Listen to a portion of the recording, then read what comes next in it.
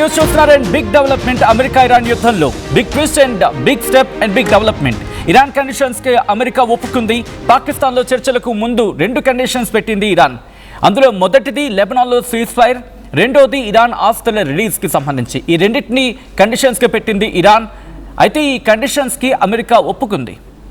అర్ధరాత్రి Pak army chief Asim మునీర్తో Iran చర్చలు జరిపింది. ఇరాన్ కండిషన్స్కు ఓకే చెప్పింది అమెరికా. కాసేపట్లో పాక్ ప్రధానితో ఇరాన్ బృందం భేటీ కాబోతుంది. తొలిదశ చర్చలు సాఫీగా జరిగితే America Iran face to face మీటింగ్కి వెళ్ళబోతూ ఉన్నాయి. ఇప్పటికీ దీనికి సంబంధించి తీవ్రమైన చర్చ జోరందుకుంటోంది. అయితే ఇక్కడ లేటెస్ట్ డెవలప్మెంట్లో భాగంగా మీరు చూడొచ్చు, కొద్దిసేపటి క్రితం జరిగిన ఆ డెవలప్మెంట్ అది. ఘలీబా వాళ్ళ స్పీకర్ మాట్లాడిన క్రమం, 2 of the measures mutually agreed upon between the parties have yet to be implemented. A ceasefire in Lebanon and the release of Iran's blocked assets prior to the commencement of negotiations అంటూ కూడా చెప్పుకొచ్చిన సందర్భం. 2 measures మ్యూచువల్గా agree అయ్యాయి 2 parties మధ్య అంటూ చెప్పుకొస్తున్నాయి. అయితే అవి ఇంప్లిమెంటేషన్కి వెళ్ళాలి. అయితే అగ్రిమెంట్ అయితే జరిగింది, అగ్రీ అంటే ఒప్పందం అయితే కుదిరింది, కానీ అవి అమల్లోకి వెళ్ళడం మాత్రం ఉండిపోయింది అని చెప్పి ఇటు ఇరాన్ చెబుతున్న మాట, ఇరాన్ స్పీకర్ చెప్తున్నమాట. ఈ సీజ్ ఫైర్ ఇన్ లెబనాన్లో సీజ్ ఫైర్ అనేది ఉంది. దాంతోపాటు ఇరాన్కి సంబంధించిన ఆస్తులని బ్లాక్ చేసి ఉంచింది, కాబట్టి వాటిని పూర్తిగా విడుదల చేయాలి ఆ నెగోషియేషన్స్లో భాగంగా అంటూ కూడా ఇరాన్ చెప్పుకొచ్చింది.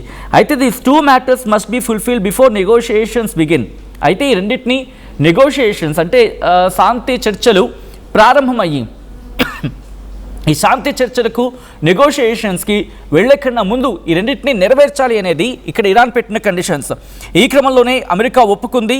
ఇరాన్ ఫ్రోజన్ అసెట్స్ ఖతార్లో కావచ్చు అండ్ అదర్ ఫారెన్ బ్యాంక్స్లో కావచ్చు, వీటిని రిలీజ్ చేసేందుకు అమెరికా ఒప్పుకుందనేది ఇరానియన్ సోర్సెస్ని కోట్ చేస్తూ అంతర్జాతీయ వార్తా సంస్థలు చెబుతున్నమాట. ఇది నేను చెప్తున్న మాట కాదు, ఇంకా అంతర్జాతీయ వార్తా సంస్థలే కోట్ చేస్తూ ఉన్నాయంటే అర్థం చేసుకోవచ్చు.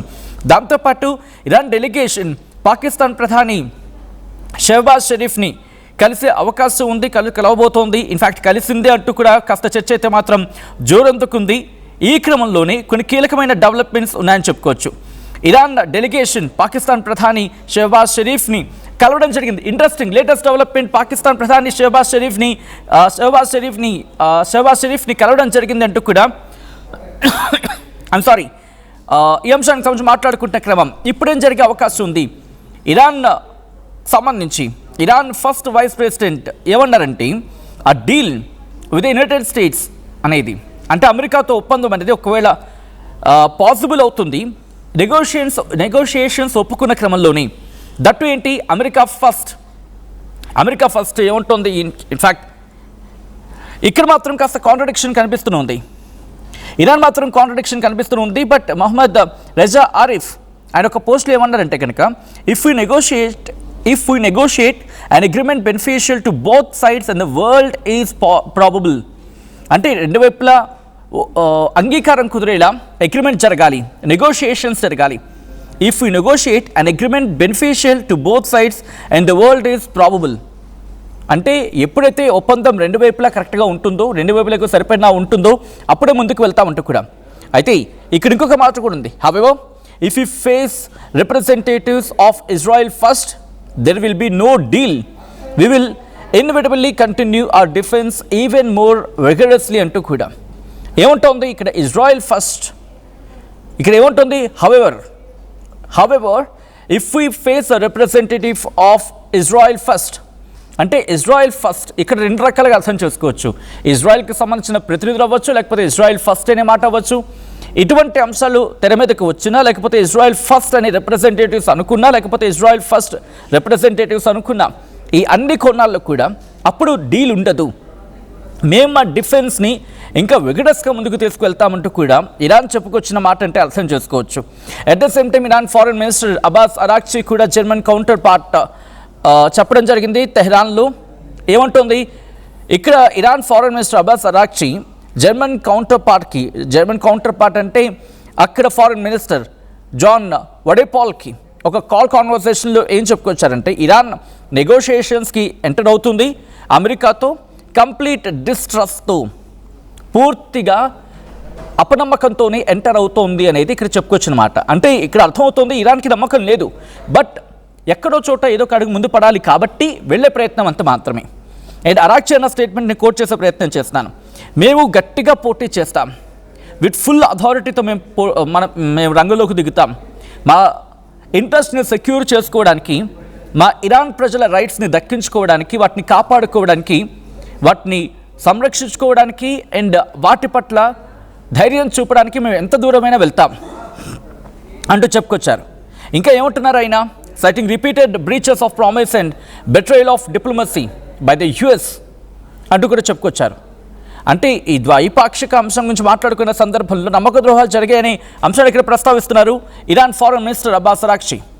దాంతోపాటు Pakistan foreign minister US Iran ఇక్కడ రిక్వెస్ట్ చేసుకోవడం జరిగింది. ఎంత కీలకమైన డెవలప్మెంట్ జరిగేది చూడండి. ఇదంతా కూడా దాదాపు మధ్యాహ్నం 12 తర్వాత జరిగిన కీలకమైన పరిణామాలు. ఎంగేజ్ కన్స్ట్రక్టివ్లీ అంటోంది పాకిస్తాన్. అసలు పాకిస్తాన్ ఏం పాత్ర పోషిస్తోంది? పాకిస్తాన్ అసలు ఆ మధ్యవర్తి పాత్ర ఏముంది? కేవలం మెసెంజర్ పాత్ర మాత్రమే కదా కనిపిస్తోంది. ఎవ్వరూ లేని సందర్భంలో ఇరాన్ కూడా నమ్మటం లేదు. ఇరాన్ ఎక్కడ నమ్ముతోంది? నమ్ముతున్న దాఖలా కనిపించట్లేదు, నమ్మట్లేదు. కాబట్టి ఈరోజు మీరు చూడొచ్చు, వాళ్ళ ఫ్లైట్కి సంబంధించి మాట్లాడుకున్న క్రమంలో 130 మంది నుంచి 160 మంది అంటూ ఉన్నారు కదా చిన్నారులు. వాళ్ళని ఇన్ఫ్యాక్ట్ వాళ్ళు మరణించిన తర్వాత వాళ్ళ బ్యాగులు ఉంటాయి కదా, వాళ్ళ ఫోటోలు, వాళ్ళ బ్యాగులు అక్కడ వాళ్ళ అంటే ఆ ప్లేన్లో మీరు చూస్తే కనుక ఒకసారి చెప్పే ప్రయత్నం చేస్తున్నాను. అమెరికా దాడుల్లో దాదాపుగా 130 మంది చిన్నారులు చనిపోయారు.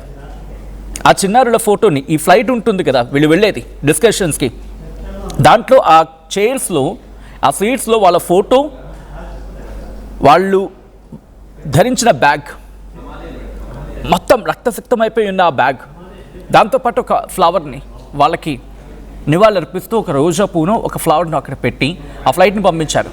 మినాబ్ అంటూ కూడా నిజంగా ఒక విధంగా చెప్పాలంటే ఎమోషనల్గా ఈ డిప్లొమసీ ఎమోషనల్గా మారిపోయింది. దీనికి సమాధానం చెప్పాలని అర్థం వచ్చేలాగా, దాంతోపాటు ఇదిగో నువ్వు చేసిన తప్పు అని చెప్పి చూపించేలాగా ఇరాన్ ఇక్కడ దీన్ని ఎమోషనల్గా చూపించే ప్రయత్నం చేసింది. ఎస్, మేము డిప్లొమసీకి సిద్ధం, విత్ కంప్లీటెడ్ డిస్ట్రస్ట్. మేము ద్వైపాక్షిక చర్చలకు సిద్ధం, మేము దౌత్యపరంగా డిస్కషన్కు సిద్ధం, కానీ పూర్తిగా అమెరికాపై అపనమ్మకంతో అంటూ కూడా చెప్పుకొస్తుందంటే అర్థం చేసుకోవచ్చు. ఇప్పుడు 2 కండిషన్స్కి అమెరికా ఒప్పుకుంది, కానీ ఇరాన్ ఏమంటోంది? ఒప్పుకోవడం కాదు, అమలు చేయంటోంది. లెబనాన్లో హెజ్బుల్లా. కానీ ఇంట్రెస్టింగ్ డెవలప్మెంట్ కూడా జరిగింది. ఏంటంటే ఇప్పుడే నేను అప్డేట్స్ చూస్తున్న క్రమంలో ఒక ఇంట్రెస్టింగ్ డెవలప్మెంట్ ఏంటంటే కనుక, ఇజ్రాయెల్ సీజ్ఫైర్కి, హెజ్బుల్లా మీద సీజ్ఫైర్కి రిజెక్ట్ చేసింది.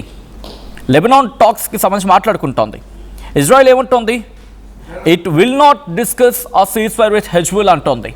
అంటే హెజ్బుల్లాతో సీజ్ఫైర్ కాల్పుల విరమణ అనేది డిస్కషన్ లేదు. When it meets Lebanese diplomats for talk in Washington in next week అంటూ కూడా వచ్చే వారం వాషింగ్టన్లో జరగాలి. ఎవరికి? లెబనీస్ డిప్లొమాట్స్కి అండ్ ఇజ్రాయెల్ డిప్లొమాట్స్కి మధ్య, లేకపోతే ఇజ్రాయెల్ రిప్రజెంటేటివ్స్కి మధ్య. కానీ మేము సిద్ధంగా లేము.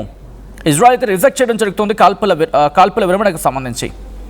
అయితే ఇజ్రాయెల్ అండ్ లెబనీస్ అంబాసిడర్స్ ఉంటారు కదా, లేట్ నైట్ డిస్కషన్స్ పెట్టుకున్నారు శుక్రవారం రాత్రి ఈ అగ్రిమెంట్స్కి సంబంధించి మాట్లాడుకునే క్రమం. బట్ ఇజ్రాయెల్ మాత్రం తెగేసి చెప్తోంది మేము సిద్ధంగా లేవని చెప్పి. కాబట్టి ఈ యుద్ధం ఎక్కడికి వెళుతుందనేది ఎక్కడ క్లారిటీ లేదు. ఇరాన్ ఏమో అపనమ్మకంతో ఉంది, అమెరికాకేమో ఇది కావాల్సిన సందర్భం, ఇది చాలా అత్యవసరం యుద్ధం ఆగడం అనేది. ఇజ్రాయెల్ చూస్తే ఇరాన్ పెట్టిన కండిషన్స్లో ఒకటి లెబనాన్. దాన్ని అమెరికా ఒప్పుకుంటుందా అంటే బిగ్గెస్ట్ క్వశ్చన్ మార్క్. ఇజ్రాయెల్ ఒప్పుకోవటం లేదు అక్కడ. కాబట్టి సిచ్యువేషన్ చూస్తే ఈ 2 కండిషన్స్కి ఎవరు ఎక్కడ ఏ విధంగా తగ్గేటట్టు కనిపించడం లేదు. ఇంకా చెప్పాలంటే ఈ 2 కండిషన్స్కి అమెరికా ఒప్పుకున్నప్పటికీ కూడా ఇరాన్ అంటుంది ఏంటి? మేము నెగోషియేషన్స్కి వచ్చినా పూర్తిగా కంప్లీట్ డిస్ట్రస్ట్తోనే వస్తున్నాం, పూర్తిగా అపనమ్మకంతోనే వస్తాం. బట్ ఆ వచ్చే సందర్భంలో కూడా మేము రావాలనుకుంటే మీరు ఒప్పుకోవడం కాదు కండిషన్స్ని, వాటిని ఇంప్లిమెంట్ చేయండి. ఆ లైన్ని మీరు చూడొచ్చు.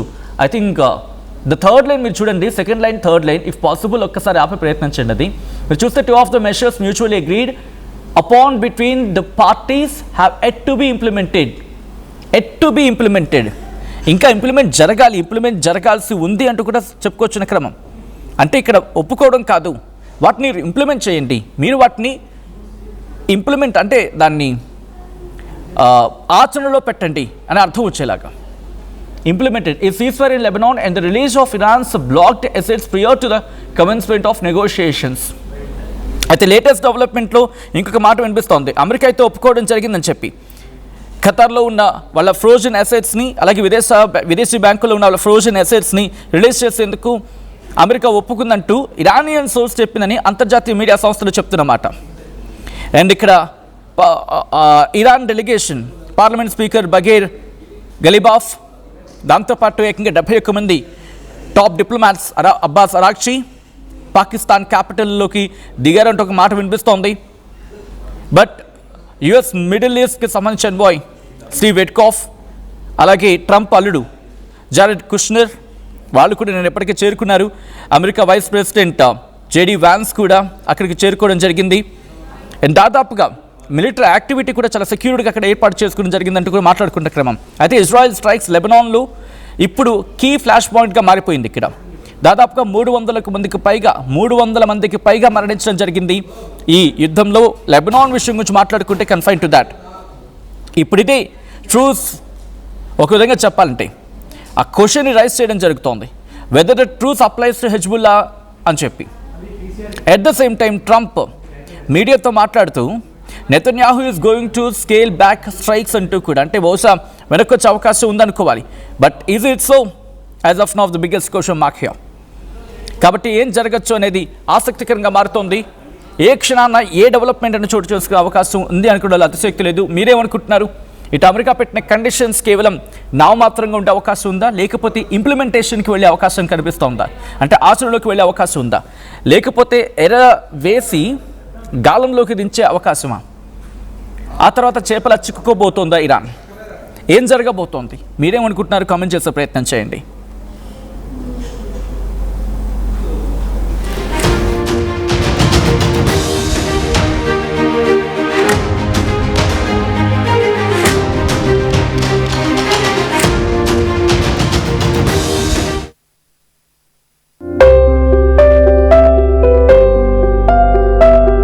చిన్న చిన్న ఆనందాలు 35 ఏళ్లుగా నా జీవితంలో లేవు.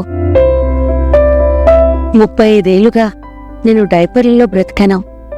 6 సెంటీమీటర్ల ఫిస్టులా నా మూత్రాశయంలో లీకు కారణమైంది.